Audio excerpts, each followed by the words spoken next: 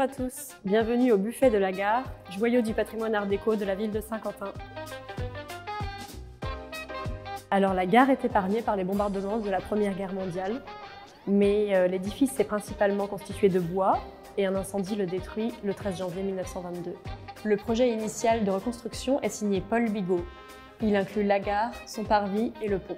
Le projet est ensuite repris par Gustav Hundenstock, architecte de la Compagnie des chemins de fer du Nord, et son élève Urbain Cassan, inspiré du modernisme de Mallet Stevens. Le premier buffet ouvre à Saint-Quentin en 1887. Il comprend à l'époque 30 chambres et plusieurs salons de réception. L'une des enseignes d'origine a été restaurée et réinstallée à sa place en 2017. Les plans du nouveau buffet datent de 1925. Il s'organise autour de la grande salle, réservée à la restauration, un espace beaucoup plus luxueux que les pièces attenantes. Au rez-de-chaussée, on trouve un bureau des postes et télégraphes, un hall d'accueil, le bureau du buffetier avec l'office des verres,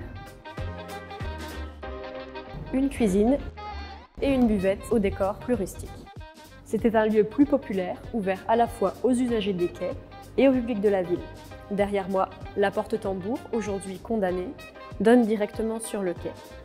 Elle permet aux voyageurs de venir se restaurer entre deux correspondances. Les étages accueillent quant à eux l'appartement du buffetier, quelques salons et 35 chambres. Le buffet a alors très bonne réputation et son restaurant compte parmi les meilleures tables de la région. Il sera exploité jusqu'en 1990. C'est le décorateur Auguste Labouret, originaire d'Hirson, qui est chargé de réaliser le décor intérieur de la salle. Les verrières, les mosaïques et les luminaires qui ont aujourd'hui disparu. Les verrières, réalisées vers 1929, se parent de fleurs stylisées. Auguste Labouret s'inspire à l'époque d'un projet qu'il a réalisé pour l'hôtel Lutetia à Paris, avant la guerre. Composé d'une vingtaine de verres industriels différents, les teintes varient du bleu au gris en fonction de la lumière qui les traverse. Les murs sont entièrement recouverts de mosaïques en pâte de verre grise et tesselles de verre doré. Elles dessinent des motifs de courbes ou d'écailles, toujours en mouvement. Les mosaïques du comptoir et des dessertes sont quant à elles grises, noires, rouges, avec des émaux de Venise dorés. On y retrouve des fleurs stylisées, reproduites selon différentes symétries de courbes en écho au motif des murs. Au sol, des carreaux de grès noir, gris, jaune et blanc forment des étoiles ou des fleurs. Le mobilier est dessiné par Urbain Cassan. Le comptoir en bois s'intègre dans un écrin de béton.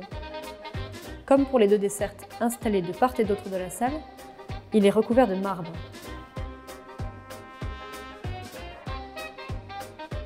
Une table d'origine, recouverte de formica dans les années 60, a traversé les époques pour servir de modèle aux élèves du lycée des métiers d'art de Saint-Quentin pour restituer 8 nouveaux exemplaires en 2017. Pour rendre hommage au savoir-faire des métiers d'art, les élèves ont également créé, spécialement pour ce lieu, un meuble d'exception. Constitué de dizaines d'essences de bois et d'incrustations de laiton, les motifs en marqueterie de son tablier s'inspirent des dessins de fleurs qu'on retrouve par ailleurs dans le décor du buffet. La forme du meuble évoque les phares du pont de la gare.